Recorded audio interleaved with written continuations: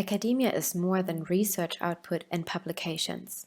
In this seminar series, we discuss the personal and social aspects of academic work that are not discussed enough. Welcome to Life in Academia.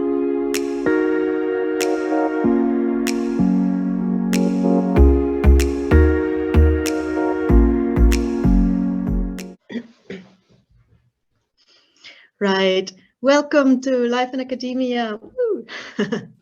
So a very, very warm welcome to everybody joining us today, and especially to Patrizia Di Campli and Vito from the School of Computing Science at the University of Glasgow, is a postdoctoral research associate working on smart home systems which support people with dementia in their homes. And apart from being an excellent researcher, Patty is and here it comes, a superior human. Definitely one of my all-time favorite humans. She is I can confidently say she's one of the most influential persons in my life.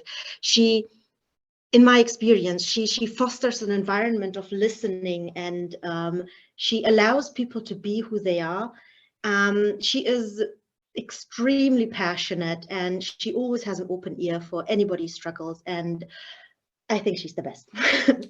So and others think so as well, because she did manage to not only motivate people, but also founded a Scotland-wide PhD support network regarding mental health issues, and just fostered an environment of people supporting people.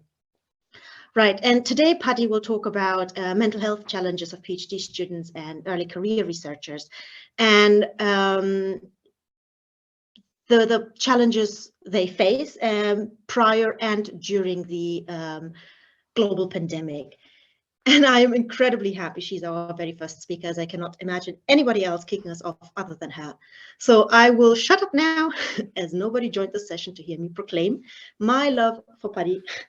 So please join me today in welcoming Patrizia Di Campli and Vito. Thank you so much, Giselle. That was a very warm welcome, and I'm flattered. Thank you so much.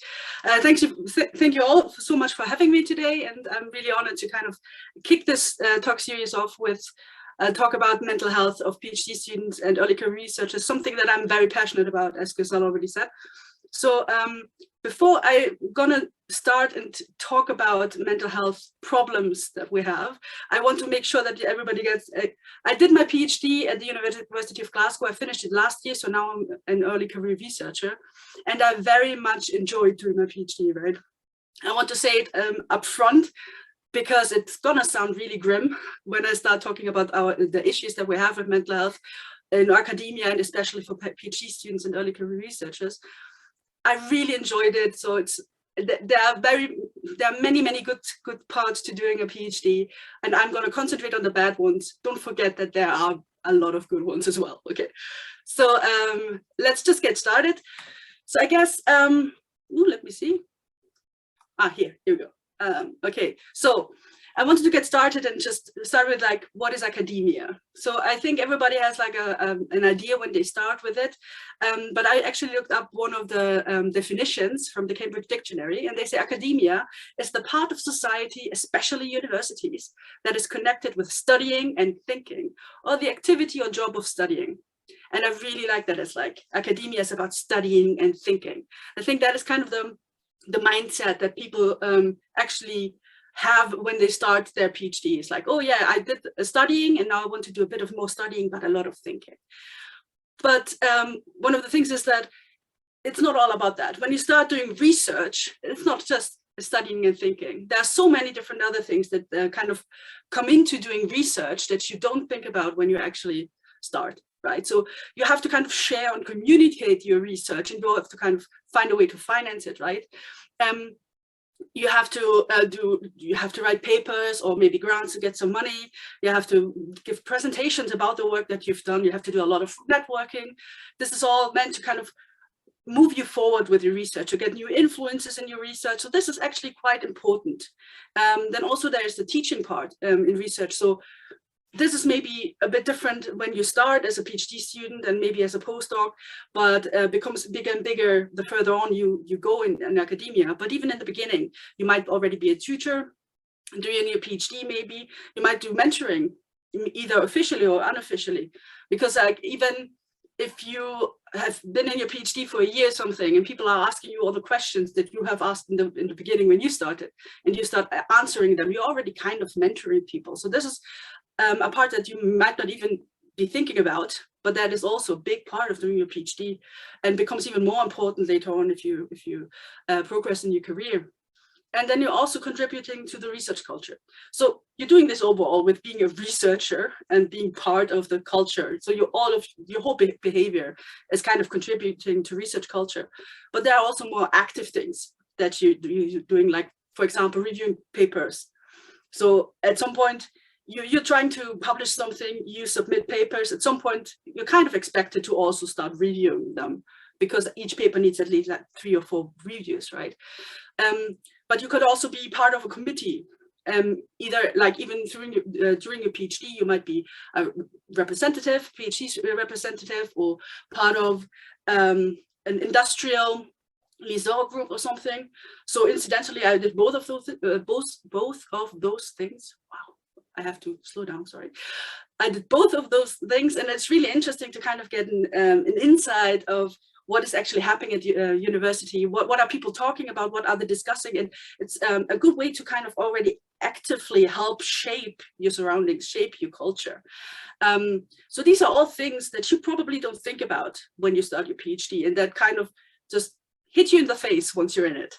And they are important in all stages of a research career. So, but importance of different aspects shift during your career. So some things are more important in the beginning, some things are more important in the middle, some are more later.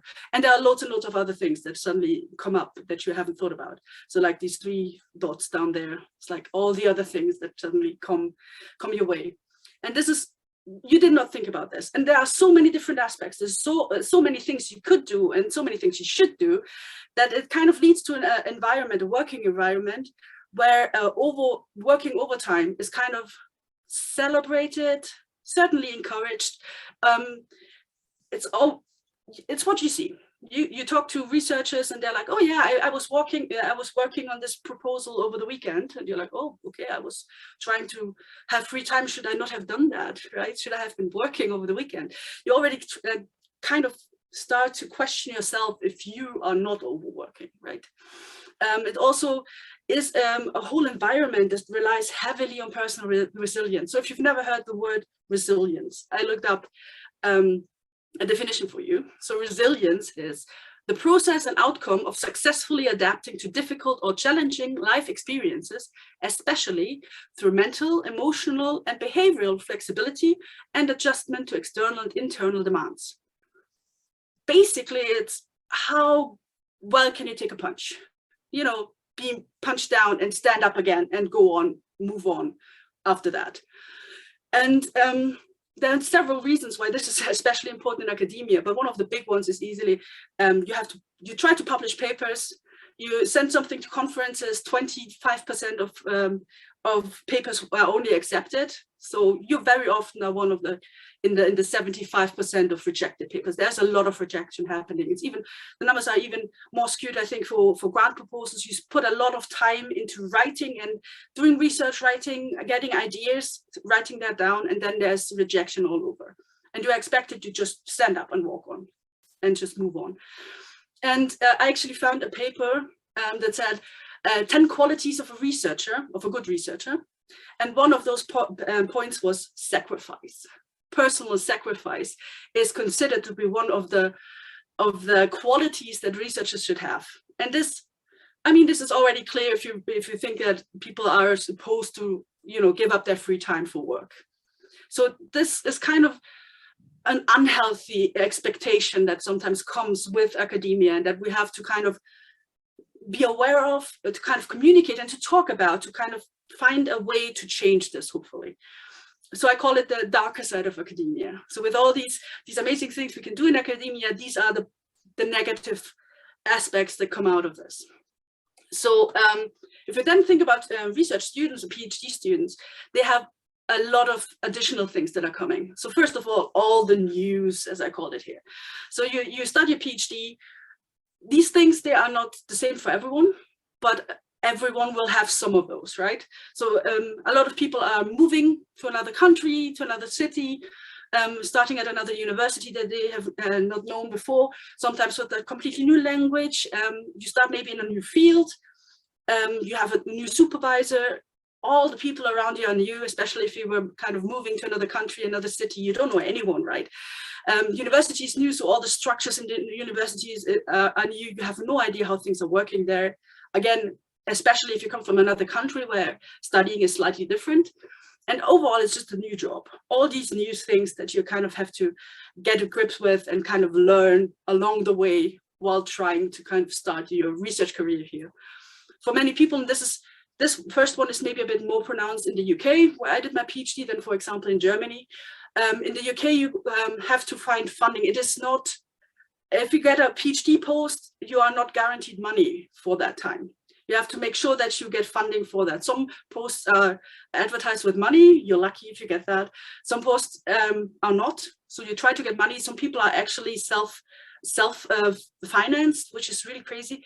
But even if you get money, you might be financially strained. It's not a lot of money that you get, and especially if you have any kind of additional responsibility, if you're a carer, if you have children, if you have to pay back loans or something, you will be financially strained.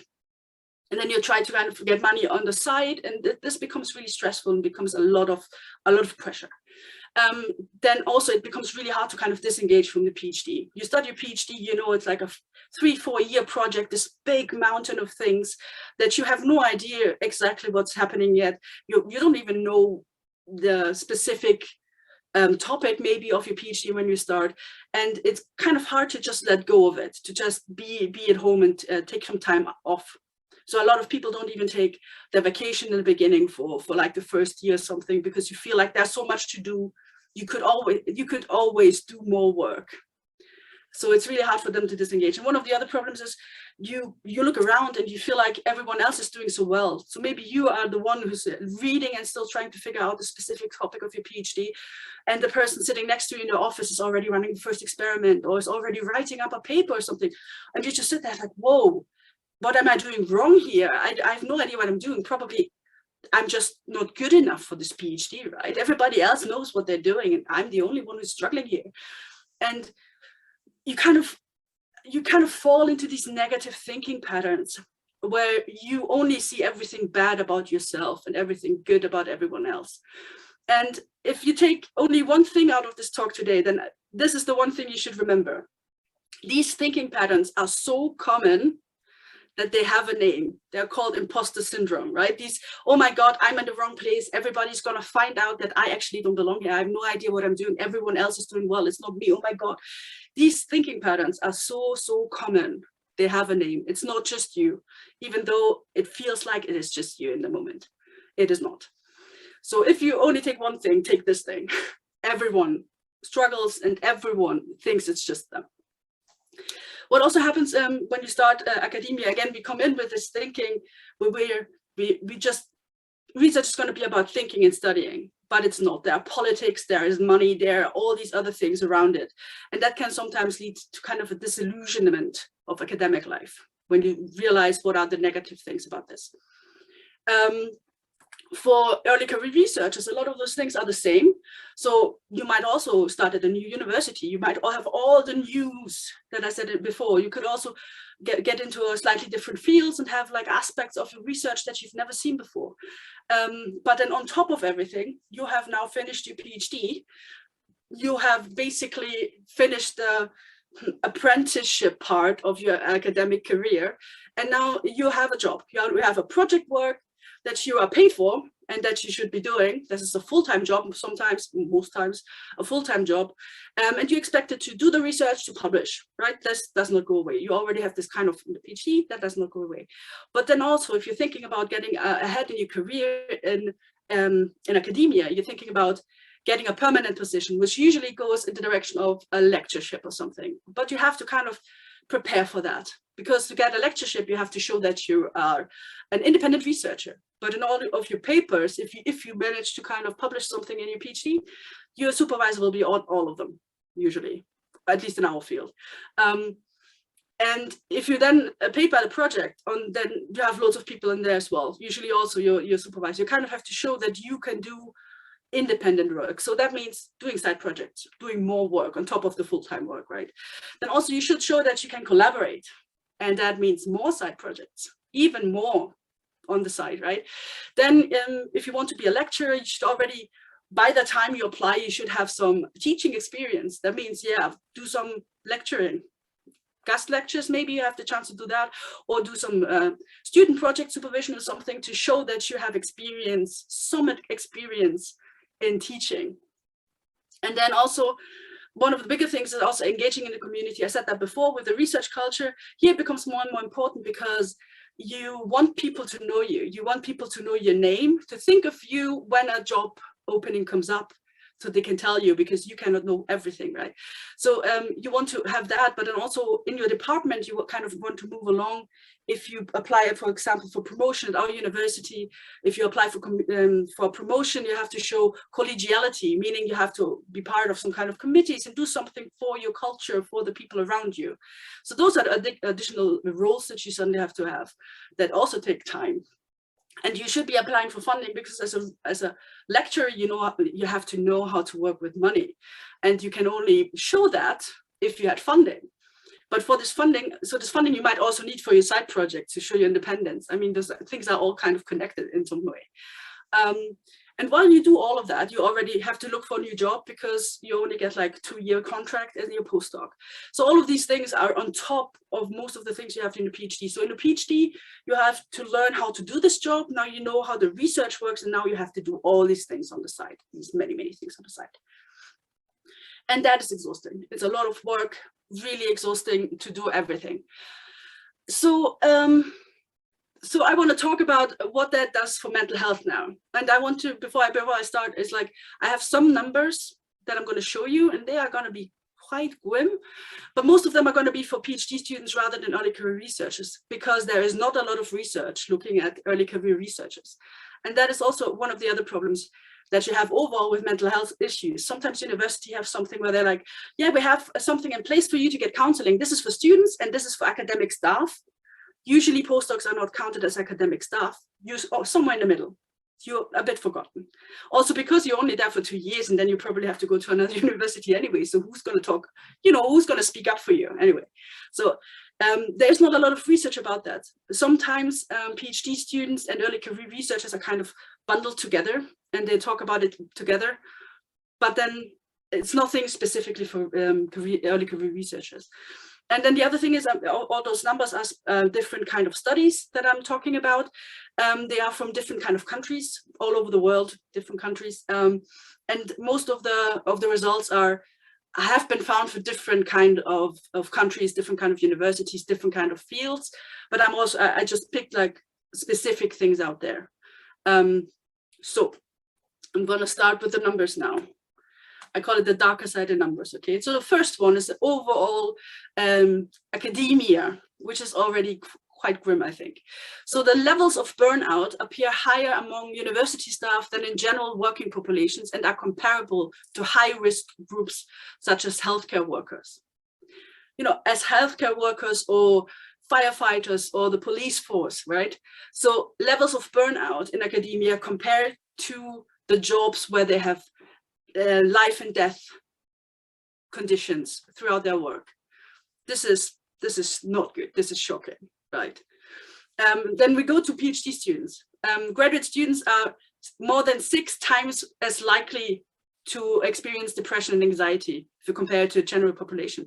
And those numbers are always worse for any kind of minority. In this specific study, they looked at transgender, non-binary, and female students, and the numbers for those are worse than for the others.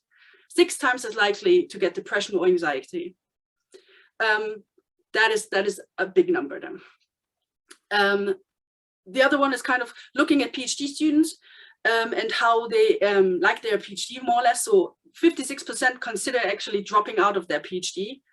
43% considered interrupting their PhD at some point, and 1/3 want to leave academia completely after they finish their PhD. And all of that is because of mental health issues.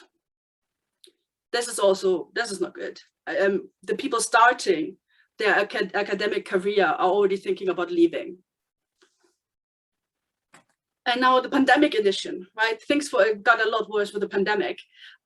So 57% of students expected in the beginning of the pandemic financial hardship, and 45% of the people who've been asked said that they expect they have to disengage of their PhD within 6 months because of financial problems, and also the mental health problems coming with this hardship. And the next one, that is one that is really, really grim, because they compared numbers from 2019 to 2020. So from before the pandemic and then a year into the pandemic. And they found that the number of PhD students with major depression doubled in that time. 1 year, the number doubled because of the pandemic, and was then at like 32%. 1 year. And generalized anxiety disorder was 1.5 times higher within 1 year, and was at 39% later. Doubled, 1.5 higher within 1 year because of the pandemic. And again, this was more pronounced for the minorities that we have, for people with low income, students of color, for women, for non-binary students, for transgender students, for gay, lesbian, bisexual, queer, questioning, asexual, and pansexual students, and students who are caregivers. Anyone who is a minority or has additional responsibilities is hit harder with these kind of problems. And this is bad. This is something that has to be changed. And this is something where we have to kind of find a way to make it easier for people to go through their PhD and then later on into their academic career, because those problems that we have as PhD students, we carry into our whole academic career. And this will not get better if you don't start kind of doing something at the beginning, right? So I want to talk a little bit about what is it that we did. So at the University of Glasgow, as I said in the beginning, I started the PhD support group. So we saw that. So we did not know the numbers when we were discussing what to do, right? We just looked around and we saw there is a problem, we should be doing something. If we had known these numbers right from the beginning, maybe we would have think about something earlier. But we were just like, this is a problem, what can we do? So we had like a lunch one time, I think it was a Women's Day lunch actually, and we were discussing all the problems that come around, and we were thinking maybe we should do something like a mental health coffee round, where you just sit together and just talk about problems that you have, where you feel like you can openly, address some of the things that are happening everywhere. And so this was our first idea. I was thinking about it a bit more, and I was like, somebody will have to organize this, right? Someone will always have to send around an email and telling people that there is this coffee round happening. Those people become the organizers, and they will feel in charge of this. So I thought that those kind of volunteers that we have for that, they probably need some training. I wanted to make sure that people who kind of stand up and are like, we want to talk about mental health issues, come and talk to us about this, that they know what they were doing, that they know how can they react when people with big problems come to them, because we won't have any kind of training to be a counselor or anything. But I want to make sure that they know, this is too big for me. You should go and talk to this person, or to these, take these services or something. I also wanted to make very sure that they know where are their own boundaries. When something is happening that they don't feel comfortable with, how do you work with that? What do you do? So I was looking up different kind of training possibilities that you could have, and I came up with this Scottish mental health first aid course. This is an NHS certified course, so the National Health Service has certified this. It's a 2-day course, like 2 full-day course, where they talk about all kinds of mental health issues you can have. What does that mean for the person having that? And how can you talk about it? How can you actually support people who have these problems, and how do you address them? So it was a really amazing course. I found lots of volunteers who came to that, and who then also agreed to kind of help with this, what we then called the PhD support group afterwards. And so I had like 10 volunteers that were joining us for that. And then we were discussing, what do we really want? For these mental health coffee rounds, we said we wanted weekly drop-in sessions. We wanted to make sure that people could come to us and talk about their issues without any obstacles. They didn't have to make an appointment. They didn't have to think twice of where to go. There's just something there. They know they have to just turn up, and that's it. So we decided on weekly drop-in sessions. We had some policies that we came up with, which basically is about making sure people know, and also everyone is kind of on board with this being a non-judgmental place, with being like a safe space for people to just talk about their problems. We were thinking about how often would we want them and where and when, and we were thinking that we wanted to make sure that as many people could come as possible. So in the beginning, we started with 2 sessions a week, 2 different days, one session in the morning, the other one in the afternoon, that people with like weekly meetings would not always have to miss it every week because it's always at the same time. We found a place, so there's a sub that is one of the buildings from our department, and we usually found a room in that building where we could have that. And then we started to advertise this, and we did that by putting up posters in our department and by sending out weekly emails to all of the PhD students that we have. We have an email list for that, to kind of make sure that they remember that it's there. And the email, so this is a lot of text, don't read through it, but basically what we wanted to make sure in this email that we send out, that I send out every week, was that people know it's PhD students and it's for PhD students. So there are just peers, there are no lecturers, there are no supervisors. These are just peers. Your supervisor will not hear about what you tell us. And also that they know that is a time for you to talk about anything. So this is not about you talking about depression. This is about you also talking about how this deadline is annoying you, how your supervisor said something that was hurting you, how you don't know what you're doing, and how you feel alone with something, and realizing that it's not just you, because everybody is talking about how they feel alone, right? So we wanted to make sure they know that they can come and talk about everything and anything. And we wanted them to let that all out before it becomes this big, huge thing that gets overwhelming, right? We also wanted to make sure that they understand who we are, that we are PhD students with this training that we did, but that we are not counselors, and that we are not there to give advice, but to listen to you, actually. That being said, we had a lot of students who came to us specifically asking for advice. So that did not always work like this, but then usually people wanted organizational things like, this thing is coming up, how do I go about this? What is normal that you do in your school about this? And I wanted to make sure that the people know that we would also be there trying to help them if you needed professional help, that we know we're not there to give you professional help, but we are there to take your hand and guide you to where you could go afterwards. So this was in every email that we sent. When the pandemic then hit, we kind of had to make changes to this. We had this first month where we weren't really doing anything because we were also hit by the pandemic, right? But after a month, we kind of went online and gave these drop-in sessions via Jitsi. And what we had at that time is that a lot of volunteers kind of dropped out. So you always have like weeks where a lot of people can't come. So scheduling was sometimes a bit sketchy, but at that point we only were 3 volunteers, including me. So 2 volunteers and me left to kind of run the whole thing. And then also when the pandemic hit, I was about to submit my thesis. So I was about to not be a peer anymore. So I was thinking about, I was doing everything at that point. I was scheduling, I was sending the emails, I was getting rooms or this drop-in session things, everything. And so at that point I was like, what's going to happen when I stop? I want this to go on, but what can I do about that?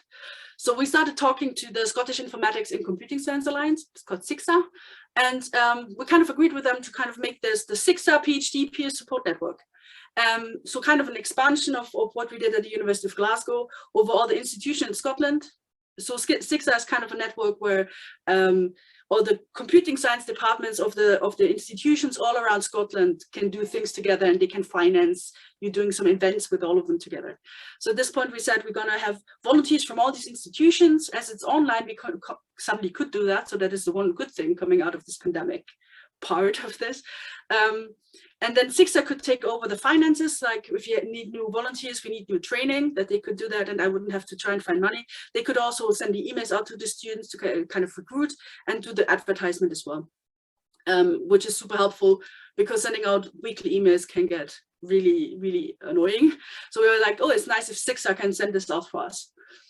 We also had to change the training that we had to do because the course that I was talking about before was not open to kind of doing an online training. So we went from this Scottish First Aid mental health course to the mental health awareness course, which was then but also adapted to what we actually needed. So the trainer knew exactly what we wanted the people to train for and kind of adapted it to our needs for this. So we got a shiny website here. So I'm not going to show you the website itself, but you can go onto that website. You can see that the upcoming sessions are on there. We have the Jitsi link on there. If you scroll down, what you can see here is like the volunteers, a picture of all the volunteers with the names. There's also something where the volunteers talk about themselves, so you can see, you can actually try and see if there's a specific volunteer that you could talk to, someone who shares something with you, for example. There's also a Discord. We have a Discord channel that we also advertise on the website, where people can also ask each other for help, and where we can also advertise our drop-in sessions every time and be like, hey, in 10 minutes, let's come and talk. And we have, in this Discord, for example, we have also channels like pet pictures, or exploring, when someone did a nice walk and has pictures, you know, the things that kind of make you smile every once in a while, in there as well. And yeah, so right now I think we have 14 volunteers there, which is awesome. But then always the ongoing challenge is still recruitment, because we have those now, but like 2 of them are just finishing. One has her Viva tomorrow. She also happens to be the one who's doing the organizing right now, the scheduling.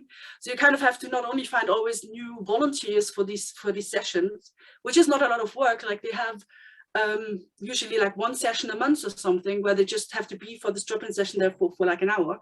But you also have to find those people who are happy to do the organizing and do the scheduling and do those things. So that is still a bit of an issue, even with the 6-day emails, because then nobody reads emails. So how do you do that? So we're still trying to figure out the best way for this.